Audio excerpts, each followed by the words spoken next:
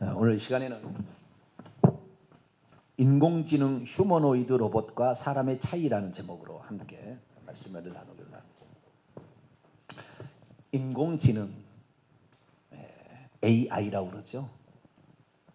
Artificial Intelligence, 인공적으로 만든 지능입니다. 인공지능이 로봇, 컴퓨터의 기술이 발달되어서 로봇처럼 되어 있는, 로봇이라는 말이 원래 종이란 뜻이죠. 모르시죠? 잘 로봇의 어원이 종이라는, 정확히 잘 모르겠네요. 종이라는 것 같은데, 로봇처럼 만든 데다가 그 인공적인 지능을 집어넣어서 꼭 인간처럼 만든 거 휴머노이드죠. 휴먼에다가 오이드, 그와 비슷한 닮은 이런 거죠. 휴머노이드, 인간을 닮은 인공지능을 집어넣어서 로봇으로서 우리가 필요할 때 부리는 존재로서, 종으로서 사용하는 시대, 그런 시대를 인공지능 휴머노이드 로봇 시대라고 하는데, 그 시대가 얼마 남지 않았다고 그래요. 근데 이 말은 한편으로는 맞는 말이지만 한편으로는 틀린 말이에요. 그래서 이것이 확실하다 그렇게 말하기도 어렵고요, 아니라고 하기도 곤란하는 그런 거예요. 그런데 이러한 그 인공지능의 시대가 아마 우리 세대에는 오지 않겠나 짐작은 됩니다. 짐작은 돼요. 그래서 우리 그리스도인들이 장차 이제 살아가는데 인공지능 로봇을 어떻게 활용할 것인가, 또는 인공지능을 로봇을 거부할 건가, 우리가 선택을 해야 되겠죠. 여러분, 인공지능 로봇가 집집마다 있어서 가사를 도와주고 이렇게 하는 거 여러분은 바라십니까? 안 바라십니까? 요즘엔 이제 이런 건 있잖아요. LG 이런 데 가면은 뭐 지니 그러면 나오나요? 뭐라고 나오죠, LG는? 우리 삼성은 빅스비 하면 나와요. 빅스비 하면 나와요. 빅스비가 나와서 날씨도 알려주고 뉴스도 알려주고 전화도 걸어주고 이메일도 보내주고 다 해줘요. 타이프도 쳐라면 타이프도 칩니다. 요즘에는 야 타이프 쳐, 그리고 부르면 타이프도 쳐줘요. 빅스비라고 하고 뭐 다 그러잖아요. 아이폰에서 또 뭐라고 그러고 이렇게 하잖아요. 그렇게 해서 이제는 꼭 사람의 말을 알아듣는 것처럼 느낌이 그잖아요. 기계인데, 기계인데 사람의 말을 꼭 알아듣고 반응하는 것처럼 물어보잖아요. 저는 가끔 물어봐요. 빅스비 그러면은 빅스비가 딱 떠요. 딱 빅스비예요. 딱 뜨면은 오늘 기분이 어때? 그래 제가 물어보면 이놈이 대답이 영 틀려요. 이놈이 대답을 하는데 기분이 어때? 그러면은 이놈이 너는 누구야? 할 때 내가 물어보거든요. 너는 누구야? 그러면 대답을 이렇게 곤란한가 봐요. 이게 그래서 우리가 앞으로 인공지능 시대가 이제 곧 오게 될 텐데요. 과거에 1970년대에도 그때 과학자가 인공지능 시대가 올 거라고 예상을 했는데요. 인공지능이라는 말은 1956년에 처음 나온 말입니다. AI라는 말은. 그리고 1970년대에 됐을 때 과학자가 앞으로 7, 8년 후면 집에서 로봇을 가지고 있을 수 있는 시대가 올린다고 했어요. 1970년에. 그런데도 아직까지 안 오고 2019년에 와 있어요. 그런데 지금 2019년에 와서 우리가 걱정하는 것은 무엇이 걱정되냐면 2025년에 중국이 이 휴머노이드 AI 로봇을 상용화로 내놓는다고 했다고 말이에요.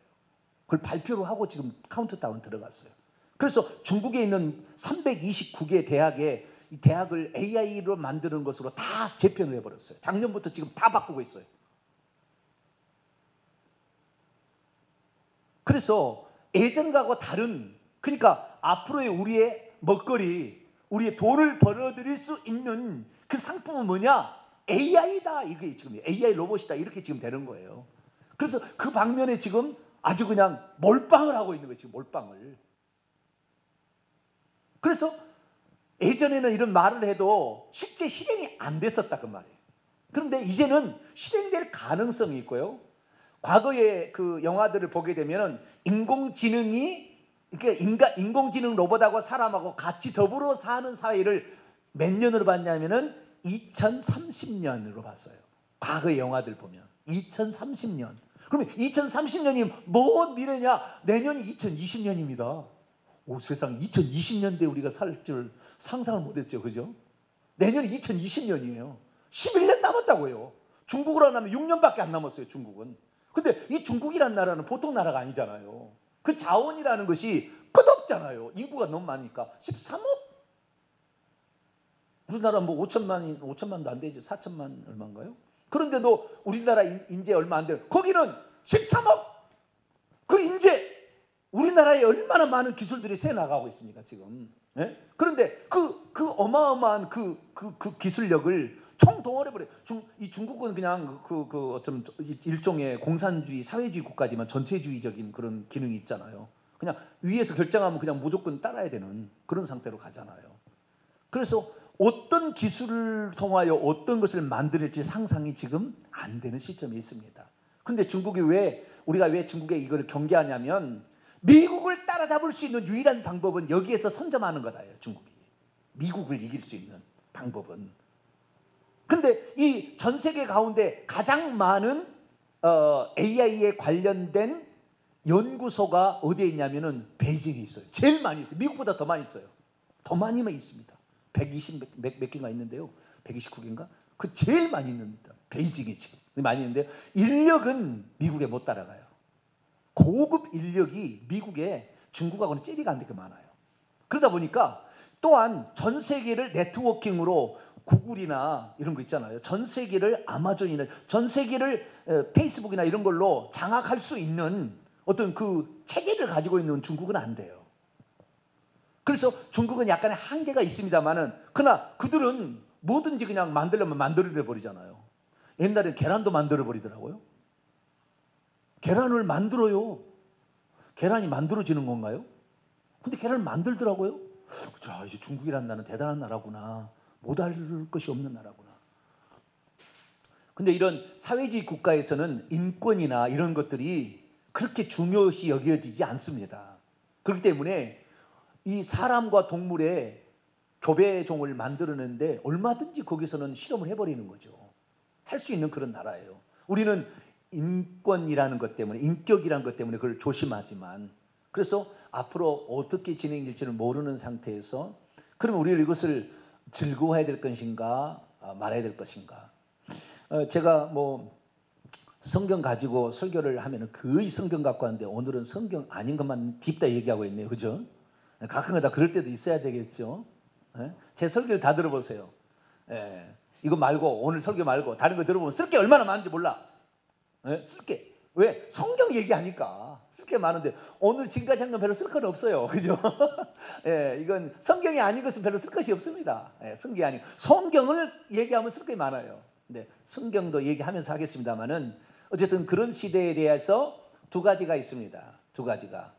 스티븐 호킹이라는 그 박사는 이 인공지능이 결국에 인류를 멸종시킬 위기로 갈 수 있다고 진단해 놨어요.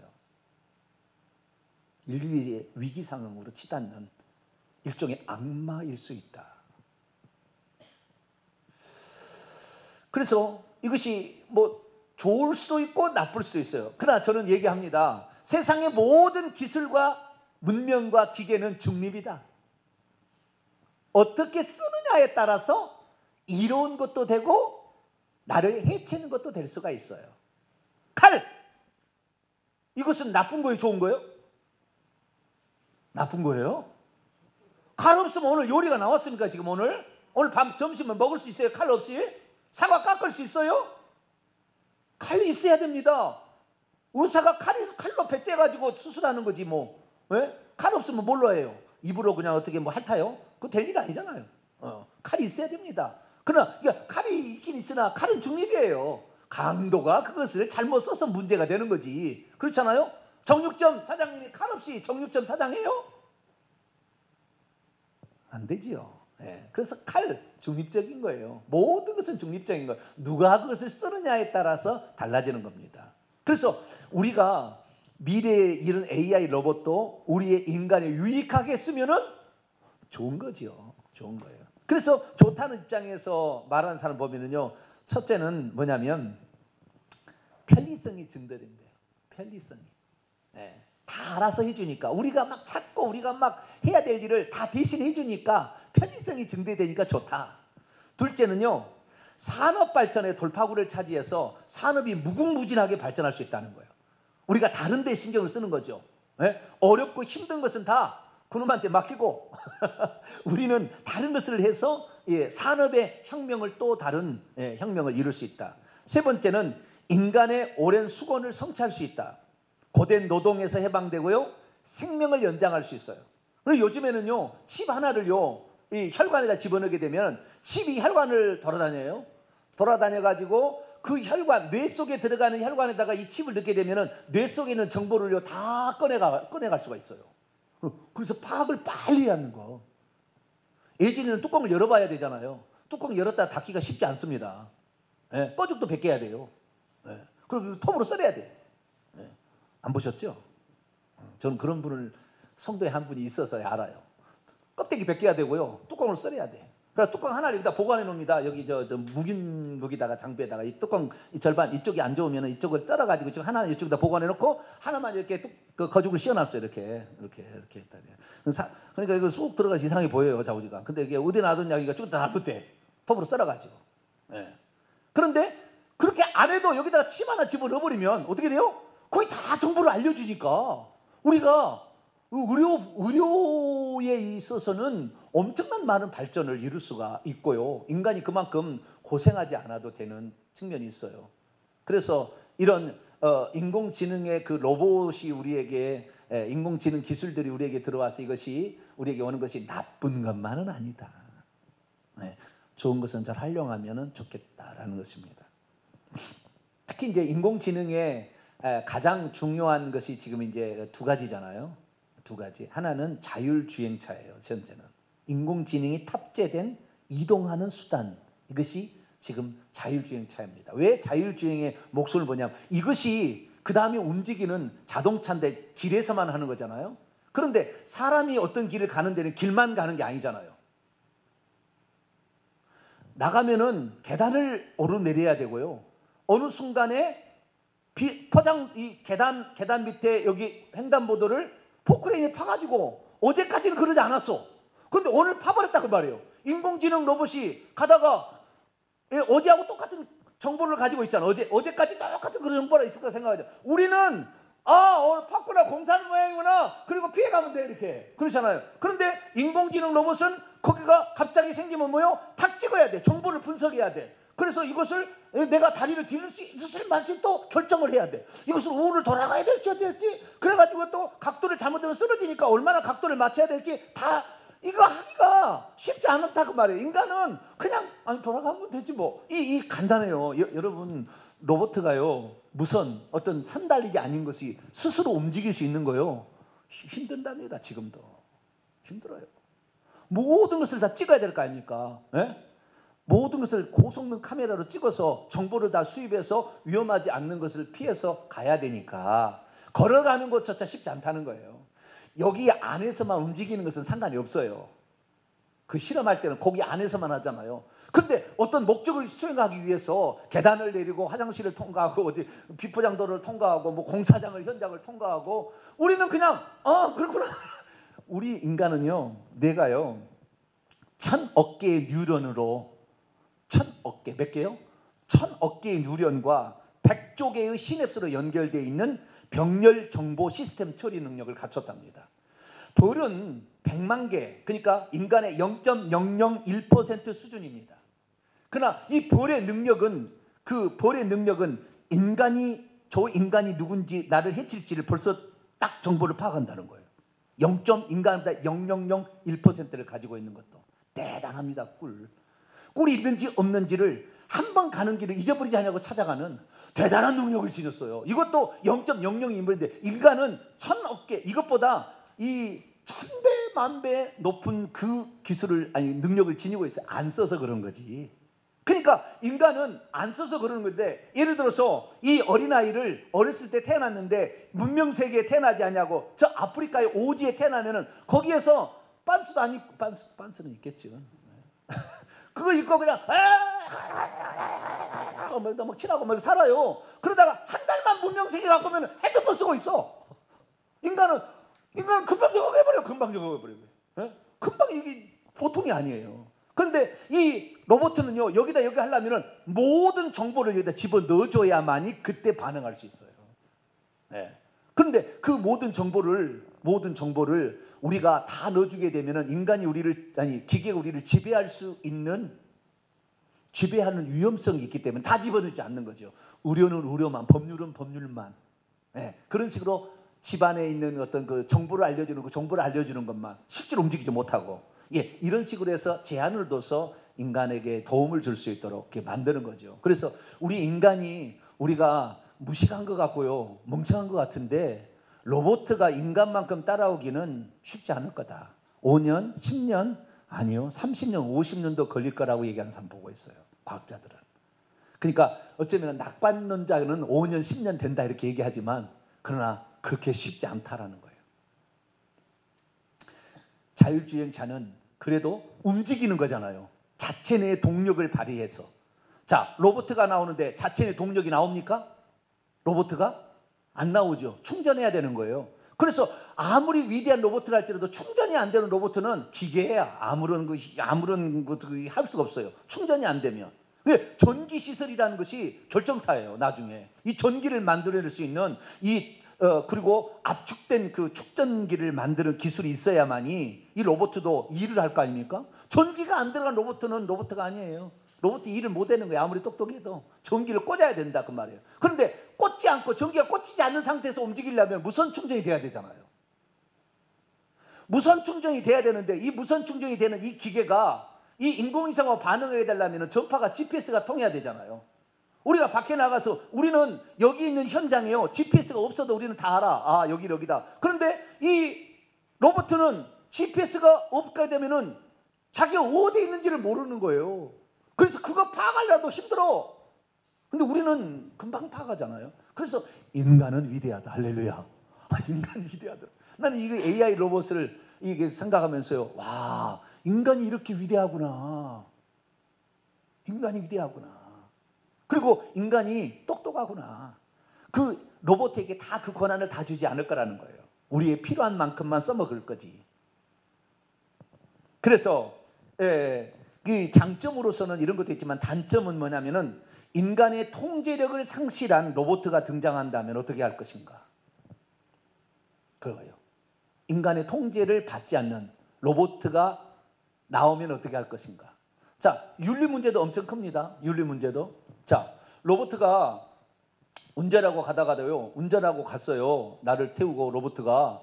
그런데 로봇가 교차로에서 사고를 내서 내가 죽었어요, 사람이. 그러면은 로봇 형무소 보내실래요? 로봇 어떡하죠? 윤리 문제에 걸려 생명을 해야 하는 그 로봇에 대해서 벌을 줄 수가 없잖아요. 우리는 벌을 주면 감옥에 갇히면 답답하고, 벌금을 내려면 돈 내야 되니까 썩빠지게 고생해야 되고 이러지만, 동물은 감옥에 갇힌다고 답답하겠어요? 한번 생각해 보시라. 감옥에 가도 답답하겠어요? 답답하지 않잖아요. 동물은 윤리 문제가, 동물이 만약에 사람을 죽였을 때 책임을 물려봤죠. 동물에 대한 책임 물린다 해서 우리는 저가 고통을 당하니까, 아이고 그래, 나를 위해서 나를 해코지했지만 저렇게 고생을 했으니까 쌤쌤이다 라고 생각하는데, 동물은 쌤쌤이 안 되라. 쌤쌤이가 안 돼요. 아니, 동물이 아니라 로봇은 쌤쌤이 안 되는 거예요. 그래서 이 여러 가지 많은 문제들이 있는데, 그런데 결국에 인간의 통제를 넘어서 원칙을 그렇다며요, 인간을 해할 수 있는 인간의 명령을 순종하는데, 그 명령이 인간을 해하라고 하면은 거부하도록 그런 정보를 집어넣는다고 그러더라고요. 그런데 만약에 진짜 해약할 수 있도록 동물에게 만약에 그 명령을 주거나, 아니면 스스로가 누군가를 죽이려고 결정하는 거예요. 자, 내가 로봇하고 인공지능 로봇하고 대화를 한다고 봅시다. 내가 너를 보니까 내게 유익이 별로 안 돼. 너를 이틀 뒤에 해체해야 되겠어. 알았어? 그러면 인공지능이, 예 주인님, 이틀 뒤에 해체하는 것에 대해서 아무 반응 없이 나는 그냥 주인님이 시킨 대로 나는 해야 되니까 나는 이틀 뒤에 해체하는 것을 나는 거부하지 않겠습니다. 그럴까요? 스스로 생각하는 놈을 만들면은, 정보를 만들려면은 내가 더 이상의 생각하지 못하는 그런 존재가 된다고 한다면 이 인공지능이 스스로 도망칠 수 있을 수도 있잖아요. 그것이 하나만이 아니라 여럿이라고 한다면 어떻게 될 건데요? 그래서 인간의 통제력을 상실하는 로봇가 나오게 됐을 때 그것 때문에 인간이 주저할 거라는 거예요. 할 수는 있으나, 기술을 할 수는 있을 거나 주저할 거라는 거예요. 뿐만 아니라 더 한층 나가서 인간을 지배하려고 하는, 왜? 인간의 사고는 자기가 배운 것만을 잘 알지 무한한 잠재적 능력은 가지고 있으나 개발된 것만 인간은 알잖아요. 그러나 이것은 모든 정보를 집어넣어줘야만 아는 거예요. 이건 모방하는 겁니다. 인간의 생각을 모방하는 것이고 말을 모방하는 것이지 자기가 창조하는 게 아니에요. 이미 들어있는 것을 가지고 운영할 뿐이에요. 그런데 이 로봇이 스스로가 생각을 해서 저 인간을, 내가 지난번에 그 로봇한테, 인공지능 로봇을 물어보니까 인간을 사육장으로 만들고 싶대요. 자기가 인간을 사육장으로 만들어서 쓰면 재미있겠지 그러더라고요. 지 생각인지 지 생각은 아니겠죠. 누군가가 그 정보를 집어넣어놨으니까 그 정보를 가지고 얘기를 그 중에 하나를 한 건데요. 이세돌이 아세요? 바둑 2016년 초반에 이세돌하고 이 인공지능 그 바둑하고 붙었어요. 네. 붙었는데 몇 대 몇이었죠? 5대1? 5대1이었죠. 5대1. 5대1이었을 거예요. 한 번 이기고 져준 건지 진 건지 잘 모르겠어요. 내가 생각할 때 인공지능이 져준 것인지 진 것인지. 네. 그 몇 초 안에, 그 30초인가요? 한 번 바둑안을 두는데 그 몇 초 안에 수백만 개의 데이터를 집어넣는다는 거예요. 딱 할 때 수백만 개의 데이터를 집어넣어서 그 수 300만 개인가 그 중에 하나의 수를, 이길 수 있는 수를 뒀다는 거예요. 그 인공지능 그 로봇이 말이죠. 그런데도 이세돌이가 몇 번 두더니 이겨버리더라고. 나중에 야, 인간도 대단하다. 몇 번 졌다고 포기할 줄 알았더니 이놈이 하는 방법을, 네가 로봇가 네가 이렇게 나왔구나. 벌써 학습이 돼버린 거 인간이. 그래가지고 다른 수를 딱 떠보니까 이놈이 당황해버렸어요. 그래가지고 졌거든요. 당황해가지고 이놈이. 그러니까 컴퓨터도 이게 만능은 아니에요. 네. 그런데 이 2016년에 이 AI 로봇이 나왔는데 이 AI 로봇에 그 많은 기능이 있어도 결국에 인간이 정보를 주지 않는 것을 스스로 생산할 능력은 없어요. 그래서 이 인공지능 로봇의 가장 큰 단점은 창조력이 없다는 것이고요. 창조하는 것이 부족한 거예요. 인간은 창조할 수 있다는 거예요. 새로운 걸 그들은 데이터를 해서 이런 것이 있다고 말을 하지만 선택을 못 해요. 우리가 선택해 줘야 되거든요. 또 이렇게 하라고. 그러듯이 이 AI 로봇이 장점을 많이 가지고 있고 인간에게 위협해서 인간 위에 인간을 지배할 수 있는 존재가 될 수 있으나 우리가 그것을 적절하게 통제만 잘한다고 한다면 우리에게 유익할 것이라는 것이 지금의 상태입니다. 안타까운 것은 일자리가 없어지는 거겠죠. 우리 인간의 일자리가 기계화되면은 산업시설, 그다음에 법률가, 특히 이제 재판하는 데는 이 AI 로봇처럼 좋은 게 없어요. 지금은 이 재판이 정부가 누구냐에 따라서 이 사람이 어떤 유에 속하냐에 따라서 이렇게 판단도 하고 이렇게 판단도 내려요. 그런데 너 틀렸다고 말할 수가 없어요. 그러니까 막 이 사람이 우리의 말에 안 좋겠다고 막 뒷조사를 해가지고 막 까불리고 막 그러잖아요. 그런데 그렇게도 할 수 있어요. 그러나 그 많은 선택지가 있는데 로봇은 그 선택을 못 한다는 거예요. 우리 인간은 할 수 있는데 이것도 할 수 있으면 내가 원하는 쪽 해버리는 거죠. 내가 하고 싶은, 내가 이 사람은 그냥 풀어줘.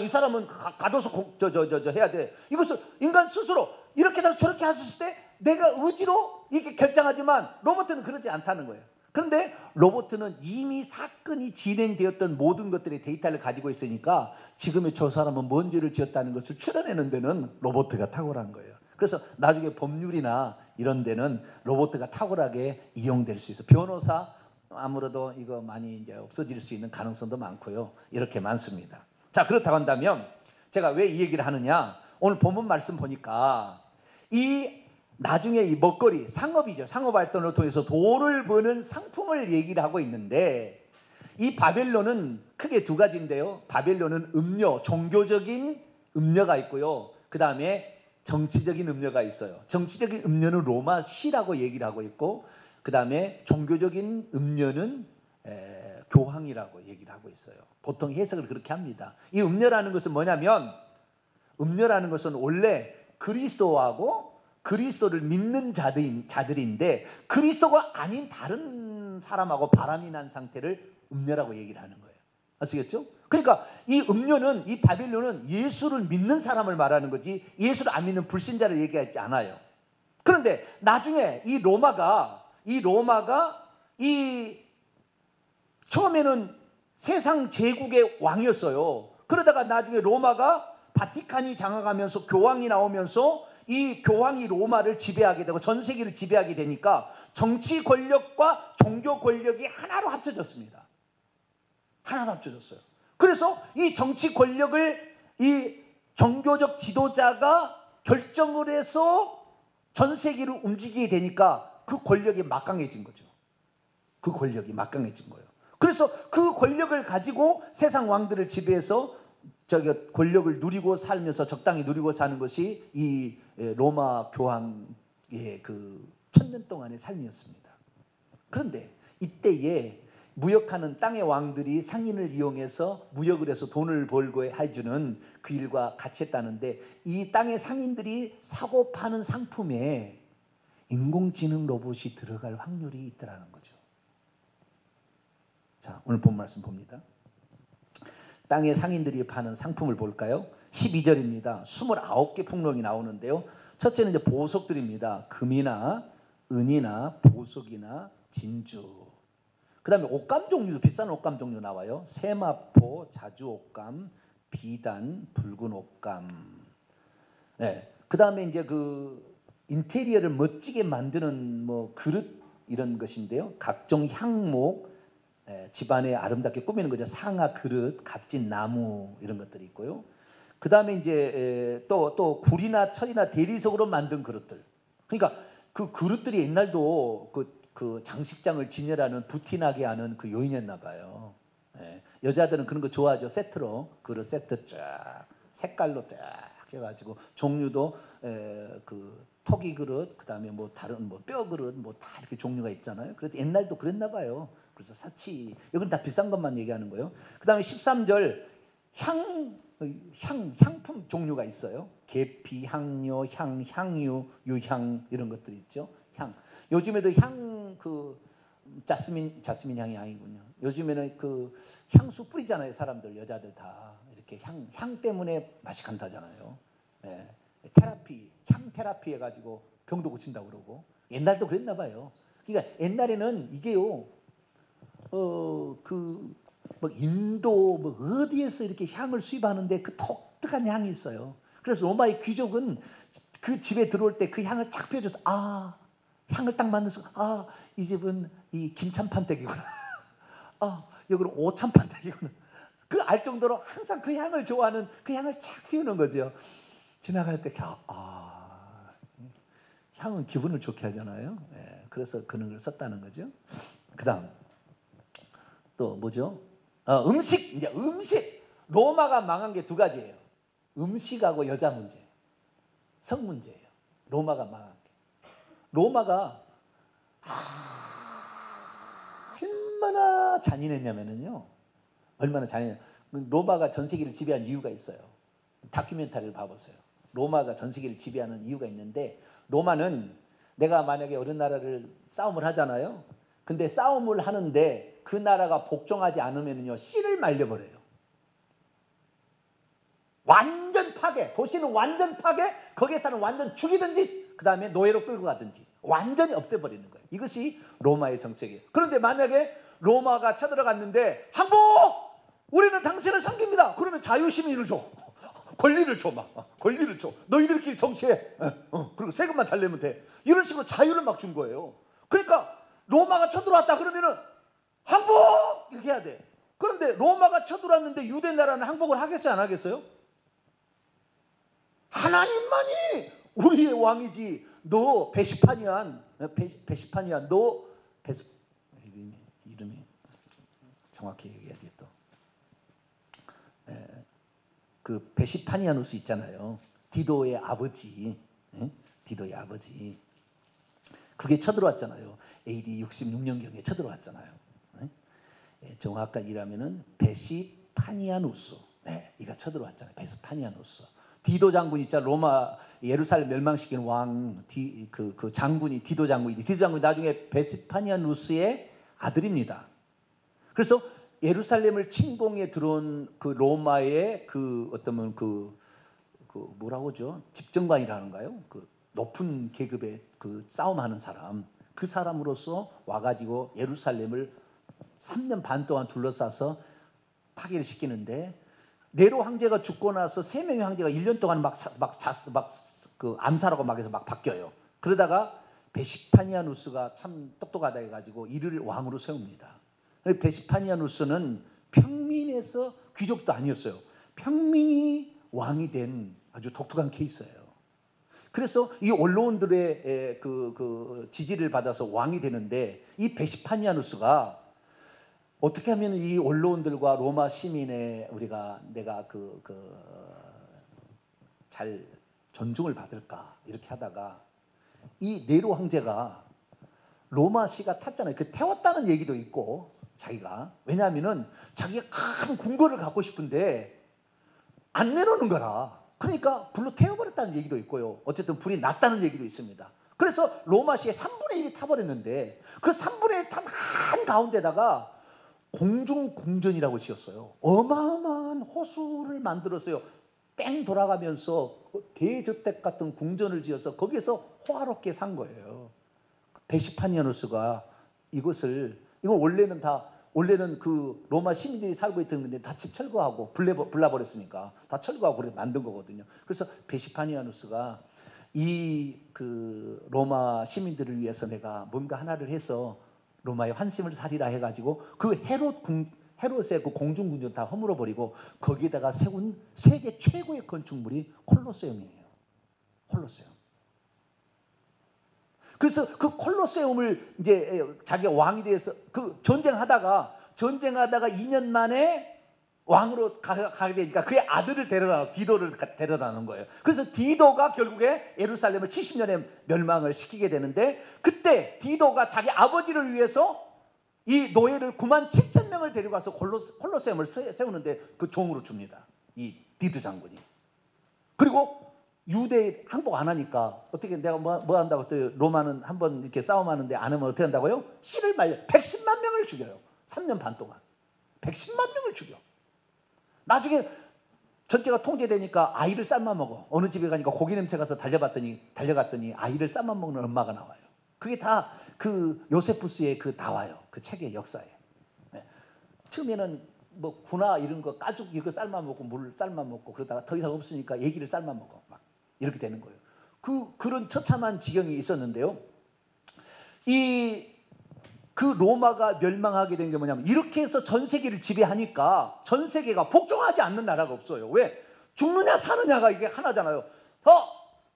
그 네로 황제가 뭐요? 나는 세상의 구주다. 나는 세상의 구주다. 동전에다 새기고 나를 세상의 구주로 섬기면 살려두고 그러지 않으면 쓸어버린다. 기독교인만 그걸 반대한 거 아닙니까? 그런데 이 예루살렘 사람은 오직 여호와만 하나님이라는데 그 베스파니아누스한테 그 항복하겠어요? 안 하지. 그러니까 결전이죠. 항전 끝까지. 네 죽까 나 죽까. 우리도 유대인 네 죽까 나 죽자. 근데 결국에 유대인만 다 죽게 되는 거죠. 그래서 이 디도 장군 다음에 디도 장군이 이제 왕이 되고요. 디도 장군 다음의 왕이 도미시안 황제입니다. 우리가 말하는 요한계시로 나오는 디도가 왕이 됩니다. 아버지가 죽고 베시파니아누스 왕이 됐고 왕이 돼서 그 다음에 왕이 된 사람이 도미티아누스라는 도미시안 황제예요. 이 도미시안 황제 때 쓴 거예요. 근데 이 도미티안 황제 보니까 모든 세계의 권력을 다 누리고 있으니까 그 하루에도 얼마나 많은 하루에도 뭐 어디 그래서 무슨 맛있는 고기 요리가 있다 그러면은 하루에도 5천 마리 이상을 그 어마어마한 공작새의 꼬리, 뭐다 그다음에 뭐 꾀꼬리의 혀, 뭐 이런 거 있잖아요. 이런 것을 5천 마리를 갖다가 잡아가서 그 요리를 만들어서 내놓게 되는 아주 이런 아주 방탕하고 먹는 것에 아주 그냥 그래서 이 먹고 이제 그것을 이제 즐기다가 이제 먹어서 배가 부르잖아요. 그러니까 이들이 가장 잘하는 것은 오바이트 하는 거예요. 오바이트. 먹고 또 먹어야 되는데 못 먹으니까 가서 오바이트 하는 거라 해가지고 오바이트. 그 다 장소가 있어요. 오바이트 하는 장소가. 오바이트 또 와서 또 먹는 거예요. 먹는 거. 그 다음에 여자. 성이에요, 성. 네? 나중에 그러다가 어디까지 가게 되냐면은 동성애까지 가게 되는 거예요. 로마가 멸망한 원인이 거기에 있다고 그러잖아요. 그래서 이렇게 나가는데 여기에 보더라도 그런 것들의 당시에 그 사치품들이 엄청나게 많이 나와 있잖아요. 18장 다시 넘어갑니다. 예, 뭔 얘기다 그거 있네. 예, 향 막 그 집에 가면 그 향이 있더라. 예, 그 집에 가면 그 향이 있더라. 사치품. 그리고요, 그다음 음식이라겠죠. 고운 밀가루, 밀, 포도주, 감람류 먹고 마시고 바르고 막 하는 거죠. 그다음에 소, 양 이런 거 멋진 요리, 맛있는 요리들 하고요. 그다음에 탈 것, 당시에 탈 것도 상당히 권세를 했나 봐요. 말 술에 오늘날로 말하면은 람보르기니 막 이런 거 있잖아요.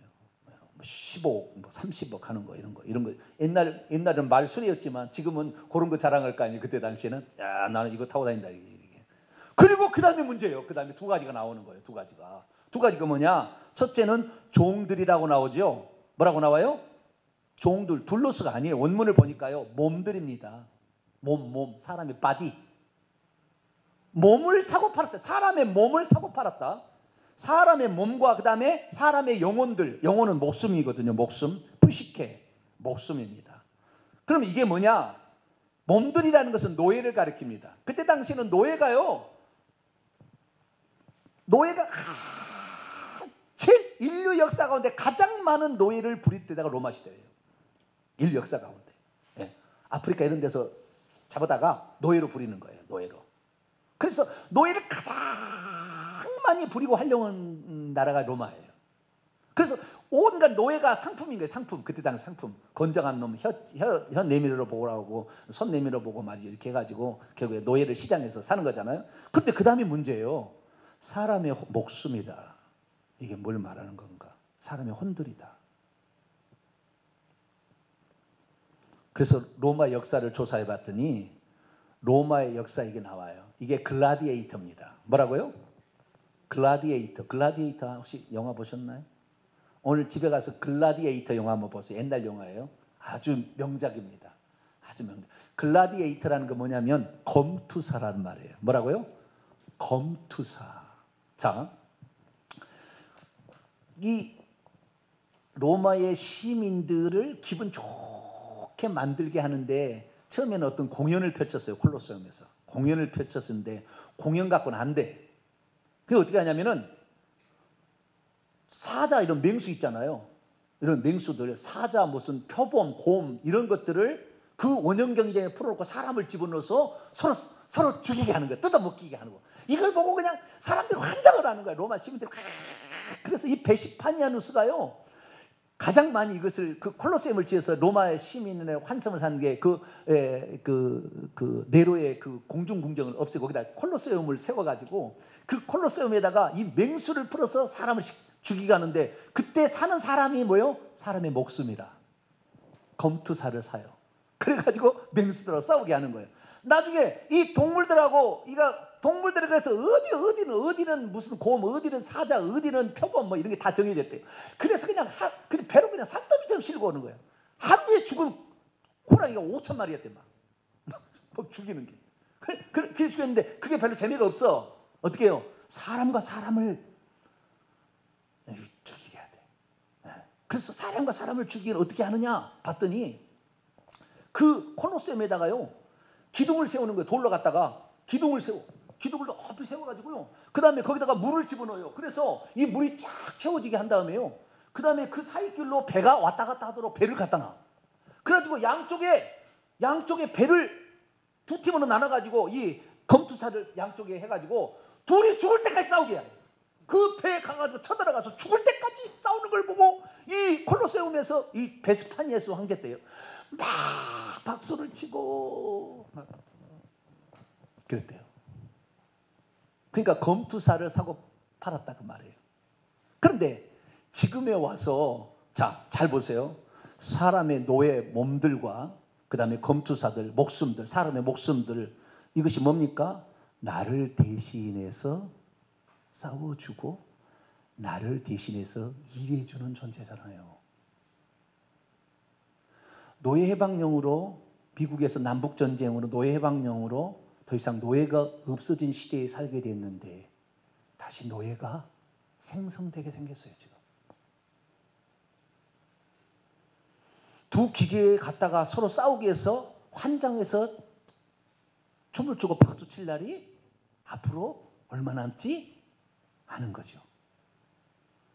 사람을 대신해서 대신 일해주고 대신 싸워주고 그래서 우리의 말초 신경을 막 자극시키는 일들을 감당해주는 그 시대가 지금까지 없었어요.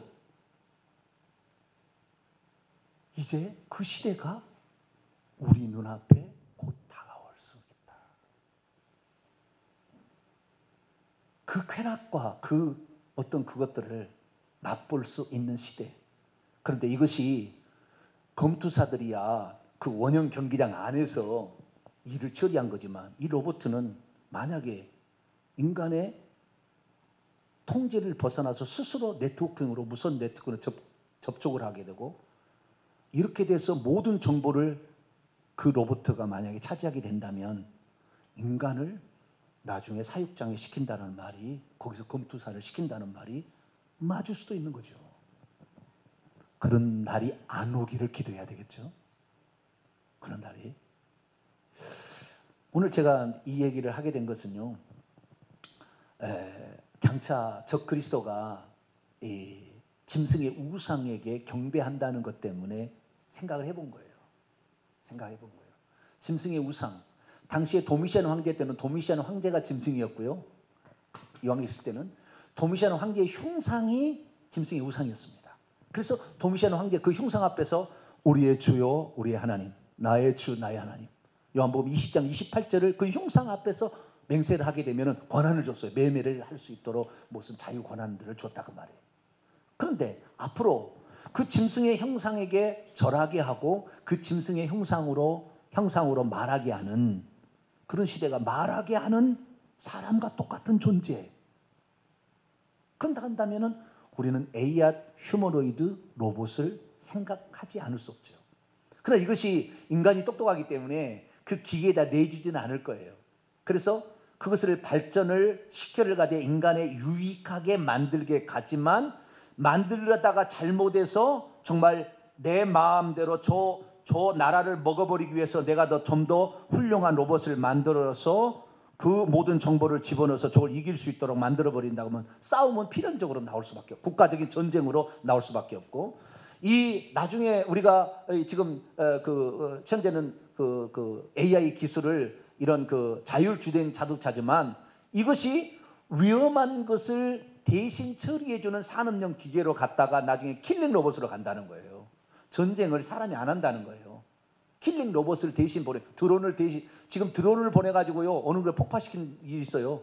드론을 보내서 내가 원안에 있는 사람을 드론에다가 폭탄을 시켜가서 조정해가지고 딱 날아가서 그래서 폭발을 시켜버려요. 그래서 사람을 죽이는 지금 얼마 전에 그 사건이 터졌습니다. 그래서 앞으로는 이제 킬링 로봇 이게 나오는데 내가 저가 가지고 있는 로봇보다 예를 들어 LG 삼성이 있는데 삼성가 가지고 있는 것이 LG 거보다 더 세니까 LG에서 막 이렇게 이런 가정입니다. 죄송합니다. LG는 것도 빼세요. 자, 우리가 내가 더 가지고 있는 정보를 가지고 저걸 이기기 위해서 나중에 더 많은 것을 주다가 혹시 통제력을 상실하는 그런 시대가 온다고 한다면 그때는 더 이상의 사람과 인간이 공존하기 어려운 시대죠. 그런데 성경은 뭐라고 말하고 있느냐? 자 보세요. 너무 환상적인 것도 아니에요. 11절 보세요. 11절 시작. 땅의 상인들이 그녀를 위하여 울고 애통하는 것은 다시 그들의 상품을 사는 자가 없기 때문이다. 다시 모든 게 파괴되어서 그 AI 로봇이 우리에게는 악마다 하고 파괴해서 없애버리거나 아니면은 안 사는 시대가 마지막 끝이에요. 그러니까 아직 그때까지는 안 갔어 지금. 그런데 앞으로 되어질 시대를 제가 얘기한 거예요. 그래서 우리가 이런 현장 속에서 유익하게 쓸 수 있는 것을 유익하게 쓴다고 생각하고 잘못하면 잘못된 강요가 했는데 우리가 기도할 때 하나님 핸드폰이 나쁜 게 아니라 유익하게 쓰면 좋듯이 좋은 쪽으로만 쓸 수 있도록 해달라고 해서 시간을 연장하는 것, 이것이 우리의 할 일이라고 생각하고 뿐만 아니라 이것이 돈이 된다 하잖아요. 돈이 그때 당시에는 노예하고 검투사가 이 상품이 되었는데 앞으로는 AI이 상품이 됩니다. 그래서 대한민국도 아마 이거 개발 못하면 뒤처질 거예요. 뒤처질 거예요. 그래도 우리가 카이스트가 있어서 우리나라에 상당히 비전이 조금은 있다고 그래요. 근데 어쨌든 그런 시대에 우리가 도입하게 될 텐데 그런 시대가 가까울수록 무슨 생각을 하나? 큰 성 바벨론이 무너졌도다 무너졌도다. 그러면 주님이 오거든요. 때가 가깝다. 때가 가깝다. 인간과 기계 인간이 같이 사는 시대가 오면 때가 가깝다. 근데 그때가 중국에서 2025년이라고 선포를 했다는데 지금 문제가 있는 거예요. 될지 안 될지는 몰라요.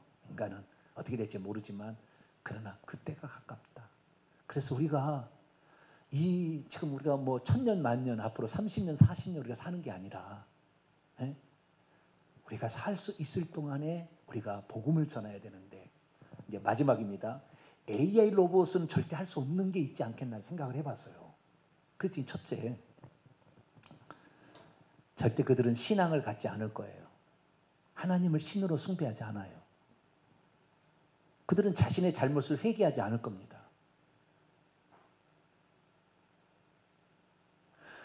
그들은 하나님을 예배하지 않아요. 그들은 신적 존재를 믿지 않기 때문에. 믿음이라는 것은 기계에 존재하지 않아요. 뿐만 아니라 그들이 아무리 일을 잘해도 그들은 구원받을 수 없어요. 하나님은 기계를 천국에 데려가지 않을 거거든요. 오직 아무리 기계가 인간보다 뛰어나다 할지라도 그 기계를 하나님 천국을 안 데려간다. 미련해도 우리가 하나님의 존재를 믿으면 우리는 천국에 들어가서 왕도할 수 있는 존재. 할렐루야. 그 인간의 위대성이 여기 있다는 생각이 돼요. 인간의 위대성은 하나님을 믿을 수 있고 우리가 잘못을 회개할 수 있는 것이 인간의 위대성이다. 로봇은 절대 그러지 않을 거거든. 그 다음에 인간은 하나님 앞에 눈물도 흘릴 수 있으나 로봇은 눈물을 못 흘려요. 감정 표현이 그렇게 되지 않는 거예요. 우리는 눈물로 통곡할 수 있다. 하나님과 기도할 수 있다. 우리 인간만이 할 수 있는 거구나 라는 것을 생각해 봤습니다. 그래서 우리가 예수 믿는다는 거, 인간이라는 거 어쩌면은 기계보다 지능이 떨어질 수 있는 문제고 어쩌면 기계보다 처리 능력이 떨어질 수 있는 문제지만 우리 인간으로 할 수 있는 것은 기계는 절대 하나님 앞에 감격하며 찬양하는 아까 뭐였죠? 내가 뭐죠?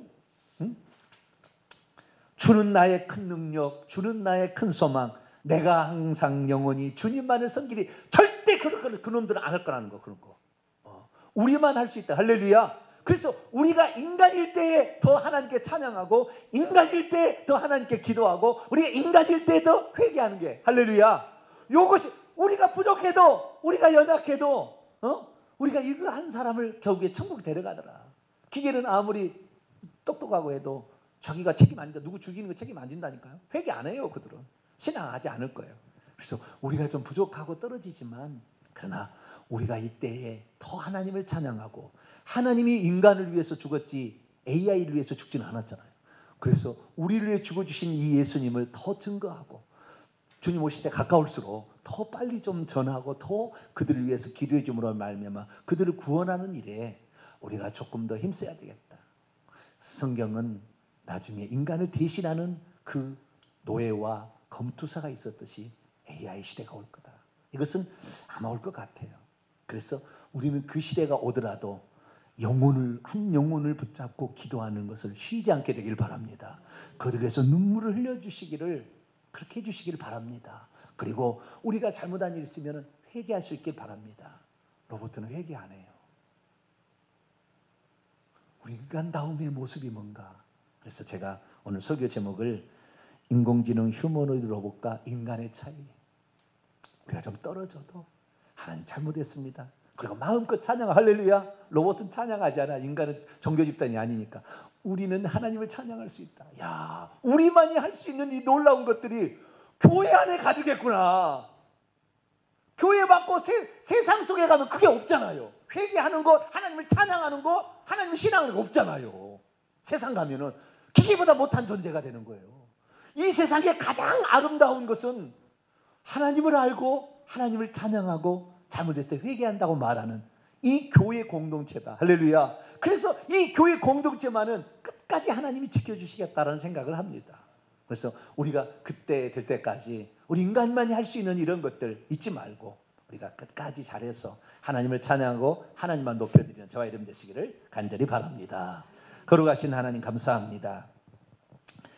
AI 로봇의 시대가 우리에게 닥치게 되는데 주님, 언제 올지는